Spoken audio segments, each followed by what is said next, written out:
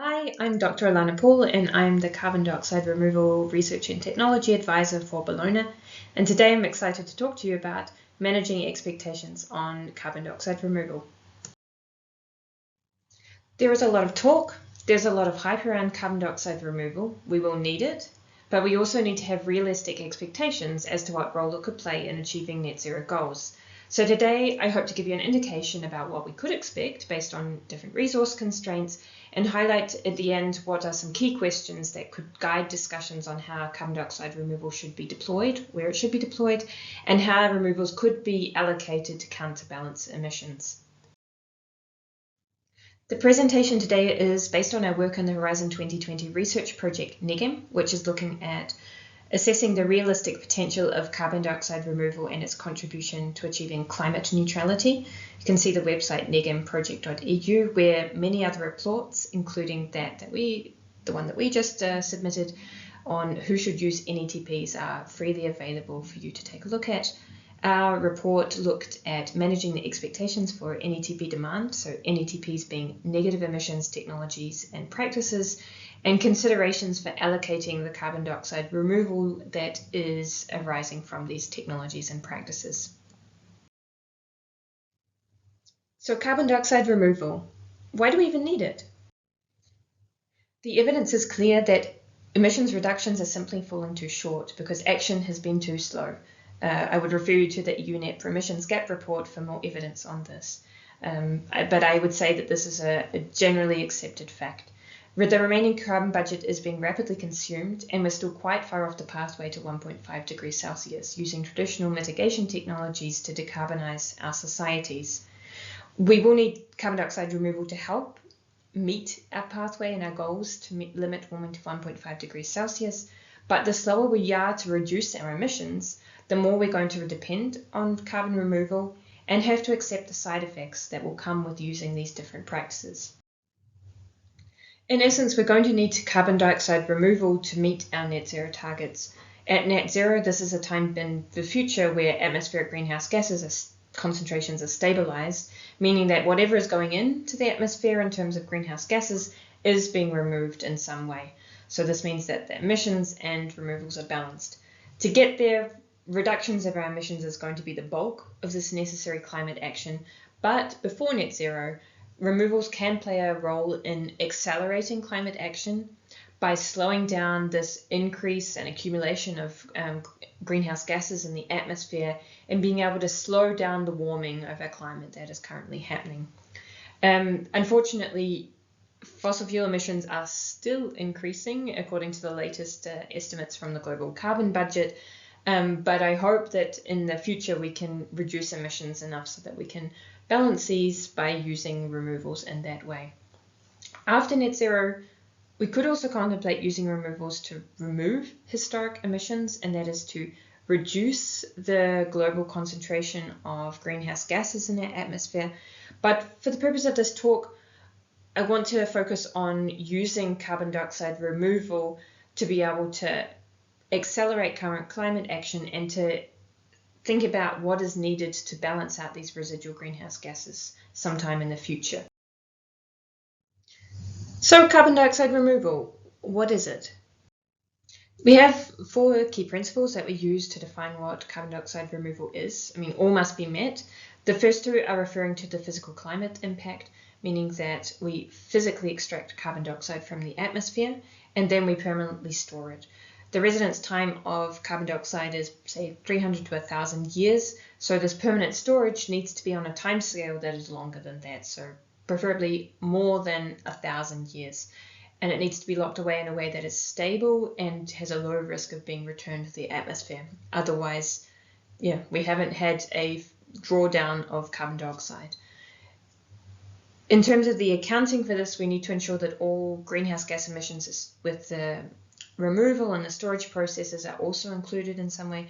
This means accounting for what happens in upstream supply chains, right through the removal and the storage processes and through to the site closure and the monitoring activities, because the aim of carbon dioxide removal, and this is something we want to ensure with these principles, is that more atmospheric CO2 is permanently stored than greenhouse gases are emitted through the removal and storage processes and in their complete supply chains. This ensures that we have this physical impact of removing carbon and having this physical impact on the climate from these activities. So we can achieve carbon dioxide removal using many different approaches, of which I've just highlighted 3 here. We have 2 more novel approaches, direct air carbon capture and storage, or biomass followed by CCS, in addition to more traditional land-based approaches that utilize biology. So you can see these all differ in terms of how the carbon is captured or extracted and where it is stored. And this has an influence on how permanent the removal is and also what kind of co-benefits or environmental impacts are associated with each approach. So we know that CDR is going to be needed, and we have a clear idea about what constitutes CDR in principle and some examples of how this can be achieved. The question now remains, can the supply meet the expected demand? Currently, novel technologies such as BECCS and DACs are removing less than 2 million tonnes of carbon dioxide each year. And I just wanted to put this in context compared to the estimated supply. So we're using an indicator from the CDR FYI website where they collate information on purchases of removals by different companies. You can see on the data from between 2019 and 2023 that there's been a steep increase in the amount that is being purchased, but most of it remains undelivered. If you compare the 3 panels, delivered, partial and undelivered, the majority of removals that have been purchased have been BECCS and DACs, over 7.2 million tonnes of carbon dioxide to a value of over $100 million US. So this indicates the kind of interest that has been generated, the amount of money that is flowing into these kind of activities, despite the fact that currently we can remove really limited amounts of carbon. So in light of the limited current deployment scale of carbon dioxide removal, I think it's interesting to take a look into the future to see what expectations are being placed on the scale up and growth of CDR deployment to reach our net zero targets and limit warming, preferably by 2050. So here's a range of different data from the State of CDR report and IPCC that indicate both likely demand based on residual emissions estimates, as well as 2 different scenarios that estimated the need for carbon dioxide removal. One where there was a focus on demand reduction, where you can see the contribution of carbon removals is slightly less than when there was more of a focus on using carbon removals to achieve these different climate goals. I want to note here that these estimates do include both conventional land-based management and novel CDR, so they don't distinguish between these, at least in this particular depiction here.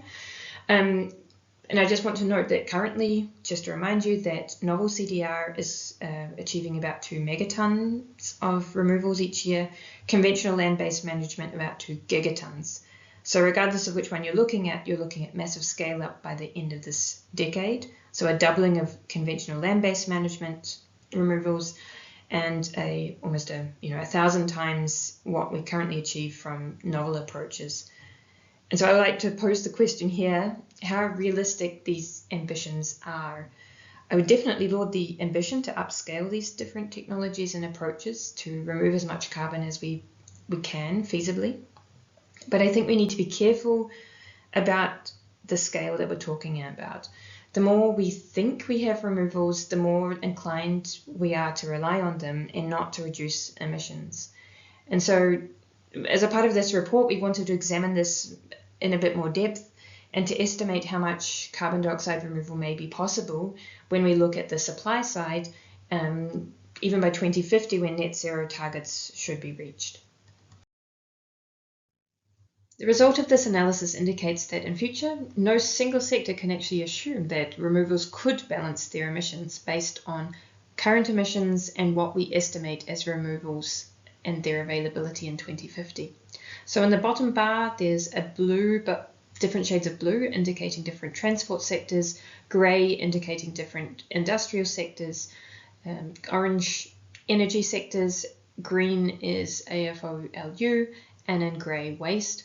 And it indicates that we're about close to 50 gigatons of carbon that is being emitted currently, based on data 2021 from Our World in Data. Adam then took liberty to estimate what removals may be available based on scale-up rates of DACs and BECCS. And these indicated as permanent carbon dioxide removal technologies that there may be about 1, if we're lucky, gigaton of carbon that could be removed using these each year. If you compare that to the almost 50 that we're currently emitting from all of these different sectors, it is quite a conservative estimate, but I would argue that this is quite realistic because it's based on scale-up rates of different technology and other resource constraints, which I'll explain a bit more in a moment. But the important thing is that even if we take optimistic estimates of removals, for example, a 1.5 degree scenario from UNEP in the emissions gap report of closer to 10 gigatons per year, and also take an optimistic decarbonisation scenario, say of about 12 gigatons a year, there's still quite a gap between what we could optimistically remove and what could be optimistically decarbonised. So there's going to be huge amounts of emissions reductions needed, and even that may not reach the potential scale that removals could offer. So we need to assume that carbon dioxide cannot fully counterbalance any sector. I mean, you look at that tiny sliver of DACs and BECCS in that top bar, and you compare it to the size of all of the different bars in the different sectors currently. So certainly no sector and their current emissions could be counterbalanced by removals in 2050. So why are our estimates so low in comparison to others? This primarily comes down to resource constraints and the different infrastructural requirements for the technologies at scale.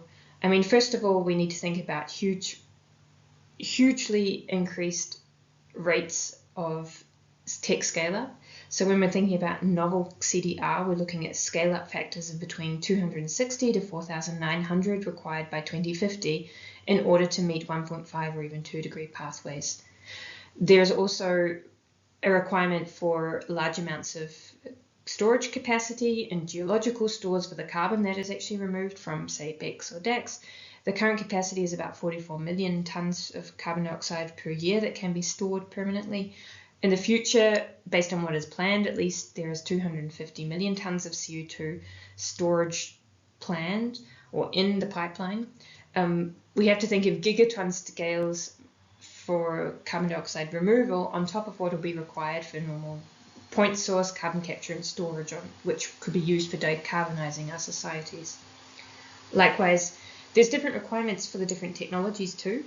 For example, BECCS, you're going to need a lot of land to be able to grow the trees, grow the vegetation, have the biomass available to be able to process it and extract the carbon and store it permanently.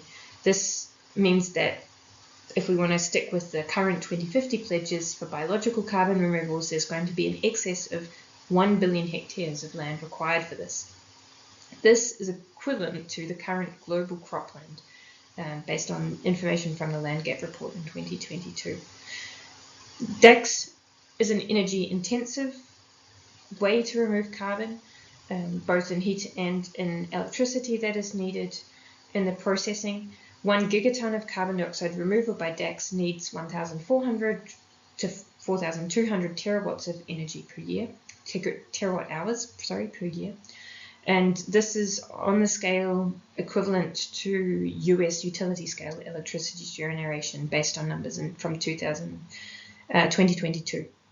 So we're going to have to greatly increase the capacity of our grids of the renewable energy that is available to be able to support these kind of technologies. And of course, this will be in competition with requirements of land for cropland, for example, or housing, or other different types of land use. And with renewable energy, we are not just going to need energy to remove carbon, we also need it for different industries. We need clean energy for the way that we are going to be living in the future.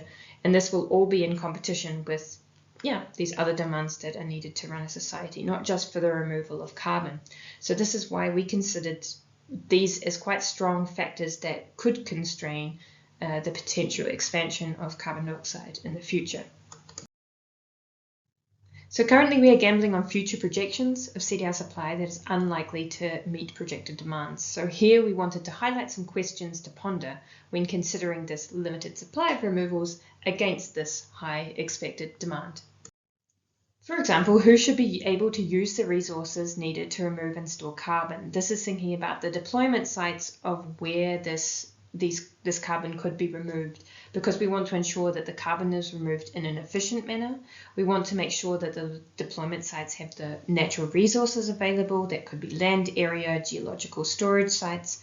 The resources should be used in a sustainable manner to make sure that we don't impede on other planetary boundaries, not just carbon. So that means thinking about sustainable biomass use, renewable energy, ensuring that we maintain water quality, air quality, using the resources that are available in a sustainable manner, and also having the ability to finance the costly infrastructure, so having the capacity to be able to implement and deploy carbon dioxide removal technologies at scale, because it's going to be a mix of all of these different factors. Not any one location can remove it efficiently with this technique and have the resources available necessarily, so need to balance these different demands in terms of allocating where these carbon removal technologies may be deployed. So there is a lot of interest in using carbon removals to counterbalance your emissions. So I need to think carefully if there's a limited amount available, who should be permitted to actually use it. There are a number of sectors that are certainly harder to abate than others. It's more difficult for them to use traditional decarbonisation approaches to reduce the amounts of emissions. They have a higher need. Should these sectors, such as, say, agriculture or arguably aviation, have priority to be able to use this removed carbon? What role should moral responsibility play in allocating who can use this removed carbon? Should, for example, historical emitters foot the bill by utilizing this removed carbon to be able to counterbalance and repair the climate damage they've done in the past? The ability to pay could also be seen in the way that wealthy sectors, should these be permitted to exhaust the supply of carbon removed and counterbalance their emissions? Or should we think of CDR as to be managed as a public good that can be utilized in a more equitable way to counterbalance emissions on more of a systemic level? I think these are all kind of open questions, and they need political and social discussions as to what we as society permit these limited amount of carbon to be used to counterbalance emissions in different sectors. So here, just wrapping up with a set of recommendations. It's clear that our expectations surrounding the role that carbon dioxide removal will play in achieving climate targets, net zero targets, needs to be managed in a very, very careful manner. Carbon dioxide removal will remain a scarce resource, and the role in achieving these net zero targets by 2050 will be limited. We estimate about 1 gigaton of carbon to be removed per year. This means that all sectors of the economy will need to either eliminate or reduce their emissions down to residual levels. We also need to acknowledge that not all removals are the same, so we need to think strategically about the way we deploy CDR and think carefully about who should use the natural, physical and financial resources for removals, that be it land, energy, sustainable biomass, and make sure that these are used in an efficient manner and the carbon is removed in an efficient manner. The mechanisms that we use for allocating this limited amount of removals to users must align with principles of physical and social credibility.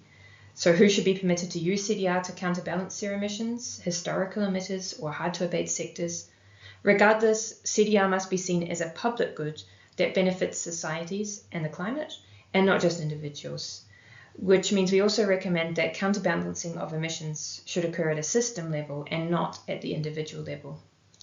And I also want to reiterate here that the best use of financial, physical, and social resources is actually to reduce atmospheric concentrations of greenhouse gases by reducing emissions to begin with, because this will achieve the fairest outcome by minimizing emissions and then using removals and these novel technologies as kind of an add-on to be able to make that last jump to meet the climate goals. And the bulk of the work will always be reducing emissions in the first place.